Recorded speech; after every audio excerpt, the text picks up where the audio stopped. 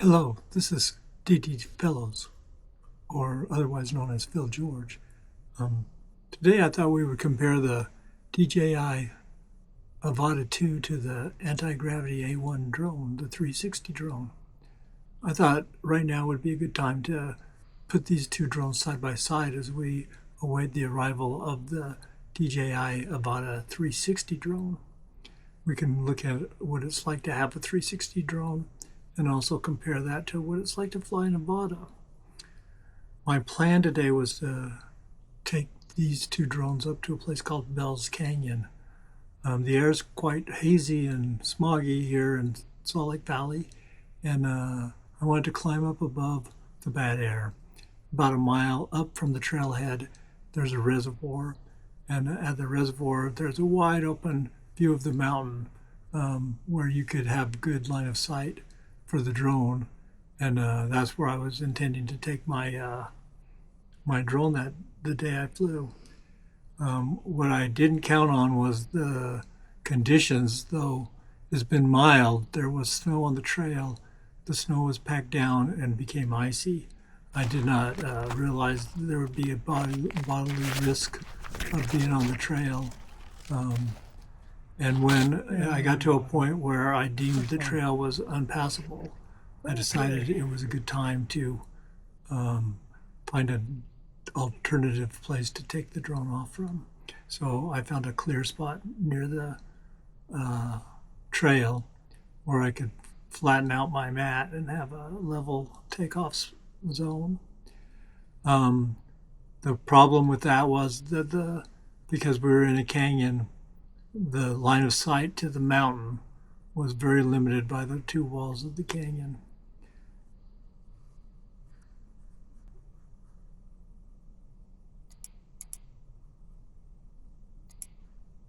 Okay, so the difference between taking off the Avata and the A1 is that the A1, you have to push the screen recorder and push on the camera recorder. You can see as we were taking off, I did not push the record button, only the screen recorder. The Avata, once you arm the drone, both the screen recorder and the camera recorder turns on. So we'll take the drones up into the air. And both of these drones are controlled with a motion controller. They're different, but they're kind of the same too.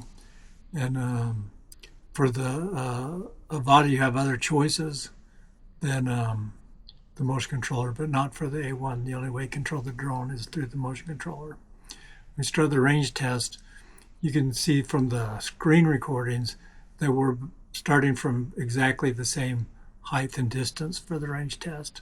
But the camera recording on the A1 is showing different things than just the trail ahead, because it's a 360 drone.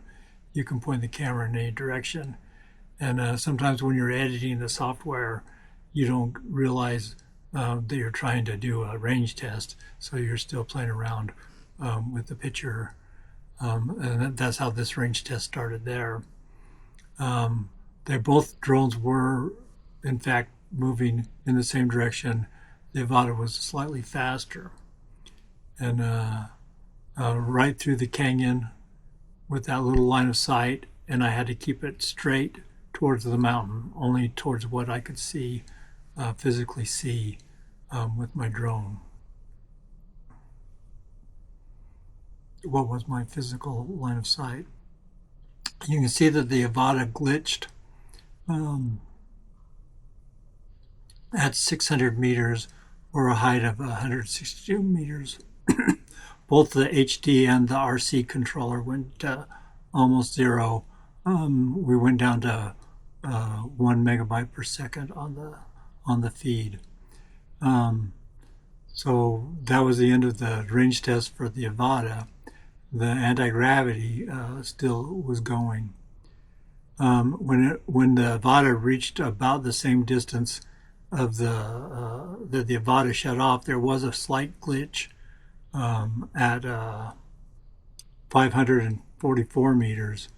142 meters of sight, but it quickly recovered back up to full bars.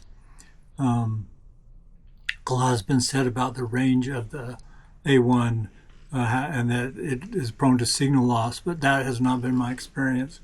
My experience has been that the drone can go for a long ways. In fact, it feels like a mere part can't hold the drone in. It wants to expand and go above and beyond where you're planning to fly.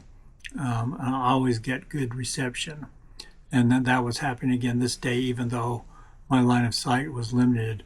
As long as I kept the altitude climbing as I climbed up the mountain, I was able to maintain a good signal, and it's had a good range. You can see now that I figured out I was doing the range test. The camera on the camera feed on the drone is more focused on the range test instead of whirling around and using different techniques of the 360 camera, as we're concentrating on the range. We're getting quite a bit further than I kind of expected to get.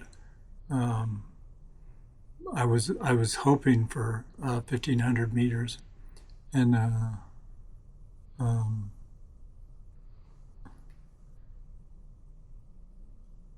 think we'll see coming up here. I get past 1,500 meters,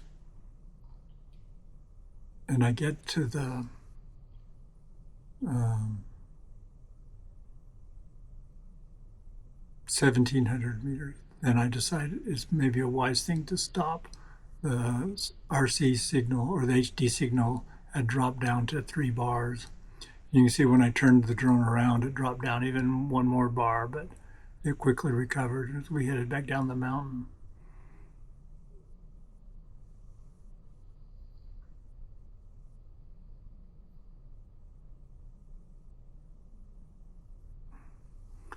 Okay, the next test after the range test, we do a little bit of side-by-side flying between the Avata and the A1. We'll wait for that to start.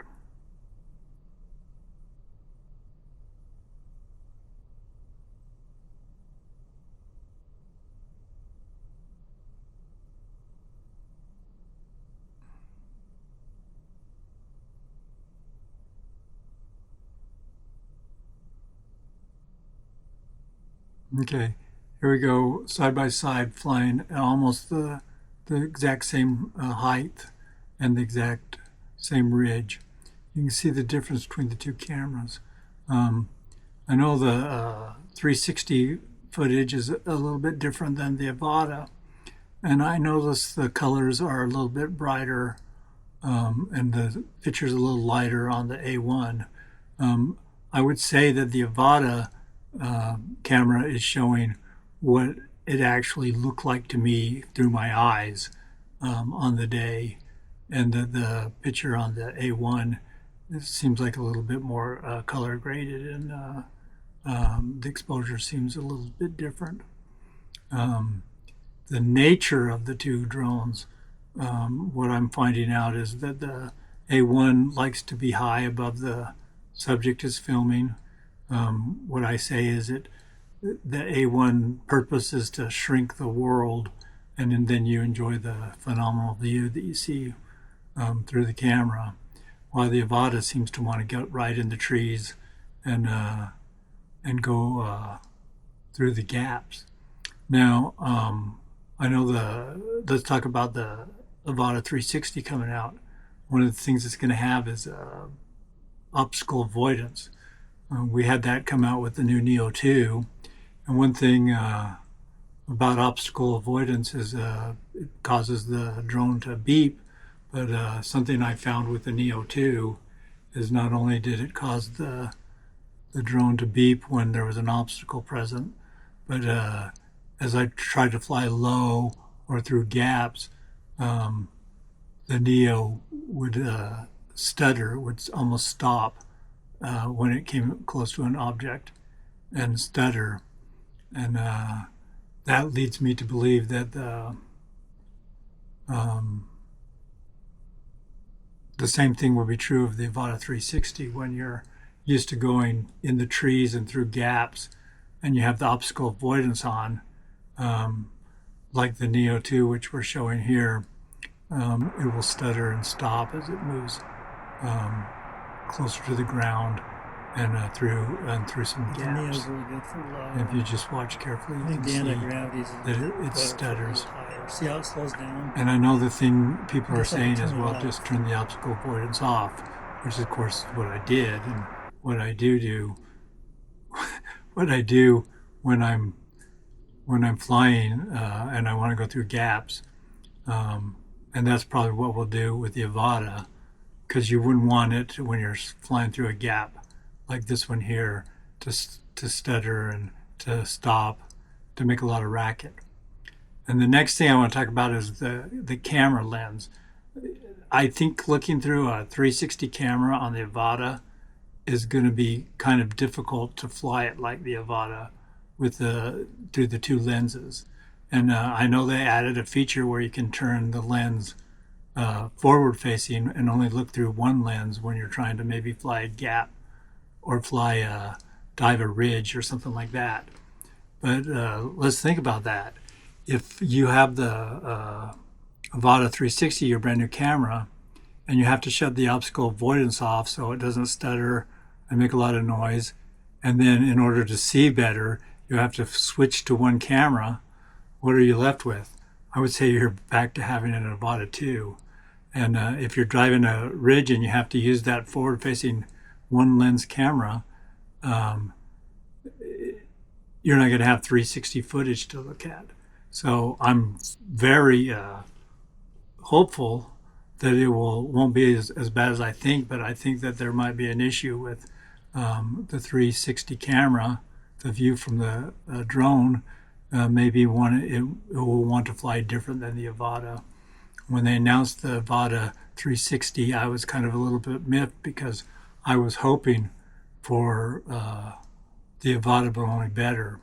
But what I'm really hoping for with these two drones is that the A1 is kind of like if you strapped a 360 camera to your Mini 4 Pro, and the Avata 360 would be more like if you strapped a 360 camera to your Avata 2. So both drones will be different, will act different, the view will be different, and what I really, really hope is that it'll feel like it's worthwhile to have both drones, because I'll tell you the honest truth, I intend to buy the Avata 360 when it comes out, even though I've already spent a lot of money and purchased the